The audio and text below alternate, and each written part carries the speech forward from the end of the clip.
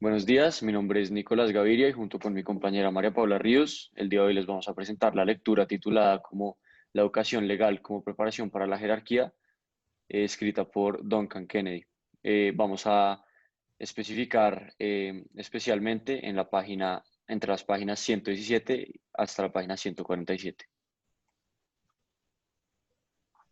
Bueno, antes de dar inicio con las secciones del texto, nos gustaría iniciar con esta frase que nos quedó muy marcada del texto, y es: las facultades de derecho son lugares intensamente políticos. ¿Y por qué la queremos resaltar?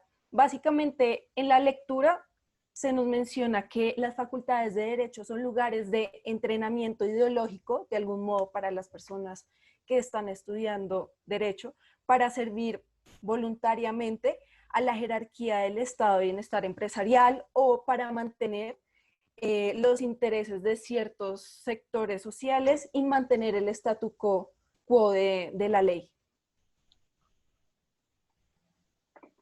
Entonces, vamos a iniciar con lo que nos establece la lectura para qué estudiar derecho. Inicialmente, existen dos concepciones del estudiante de derecho. El primero, el que aspira a ayudar al oprimido y transformar la sociedad, y esto bajo el arquetipo del derecho como herramienta de movilidad social, porque en ciertos sectores, por no decir que la mayoría, el derecho está posicionado como en un buen estatus y pues en ciertas clases sociales eso pues claramente es un objeto fácil para ascender socialmente. Y en segundo lugar, existe el estudiante que se ve a sí mismo como el técnico y experto jurídico para poner patas arriba la estructura jerárquica y el discurso hegemónico. Entonces, esto es completamente opuesto a lo mencionado en la primera concepción, puesto que va en contra de seguir esos intereses establecidos, pero pues esto sería más bien como un abogado estratégico para ir en contra de los dominadores y detener como esa estructura jerárquica y básicamente es como el lado malo del derecho o aburrido como lo presenta en la lectura. Bueno, a raíz de la lectura también surge la pregunta de por qué enseñar derecho. Y antes de empezar a enfatizar en esta pregunta, me gustaría también resaltar el hecho de que la lectura en este caso no habla mucho de los aspectos positivos del derecho, de enseñar el derecho, de aprender el derecho como tal, sino que más bien habla hacia una crítica constructiva hacia el derecho. ¿Esto por qué ayuda? Porque es que esto ayuda al lector en este caso, analizar las diferentes perspectivas, los diferentes puntos de vista, las diferentes concepciones que tiene el derecho, y en este caso se podría abordar la pregunta de por qué enseñar derecho. Para responder la pregunta específicamente, es básicamente la lectura estipula que la gente lucha por el poder a través del derecho. Es decir, que en este caso los docentes, tanto como los estudiantes, según la lectura, pueden llegar en un futuro a luchar por el poder y en este caso mantener el statu quo mediante el derecho.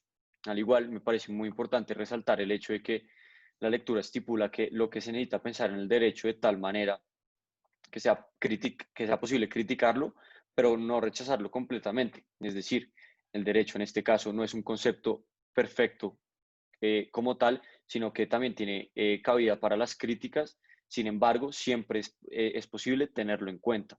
Al igual, a raíz de esta premisa, también surge que también es posible manipular el derecho, pero tampoco dejarse llevar por su sistema de pensamiento y funcionamiento. Es decir, que el derecho puede llegar a ser también un objeto, una materia de interpretación personal hacia el estudiante o en este caso por parte del docente. Bueno, otra sección que aborda el texto que también es de fundamental importancia para entender la idea central de este texto es el contenido ideológico de la educación jurídica. En este caso, como bien lo dijo María Paula, la educación jurídica en este caso es presentada como una educación para mantener un statu quo o para en este caso crear lo que se denomina como la jerarquía jurídica. Al igual, mediante esta ideología se inculca una determinada serie de actitudes políticas, que por eso, haciendo referencia a la frase presentada al comienzo, estas frases políticas, esas actitudes políticas inculcadas en el derecho hacen que el ambiente sea relativamente tenso y que se le inculque al estudiante ciertos pensamientos, en este caso determinados, al igual pues al estudiante y a la sociedad en general.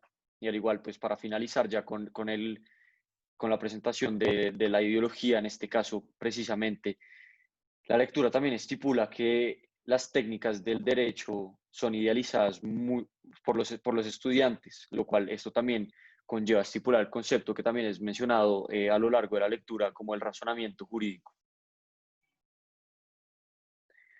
Bueno, en cuanto a las normas jurídicas y el razonamiento jurídico específicamente, es posible ver cómo todos los conceptos presentados en la lectura tienen una relación entre sí. En este caso se puede ver cómo una frase muy importante que se resalta en el texto es que los profesores en este caso convencen a los estudiantes que existe un razonamiento jurídico, cuando en verdad se podía argumentar que no lo existe. Al igual, existen en el aula de clase, en el ambiente de clase, existen diferentes juicios de valor y matices políticos, lo cual en este caso influencia directamente la mentalidad o la forma de pensar del estudiante.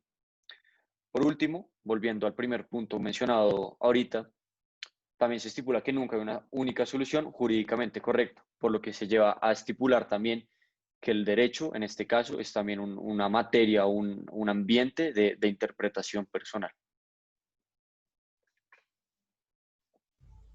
Bueno, y ya para cerrar, el autor nos presenta la respuesta de los estudiantes a esta estructura jerárquica.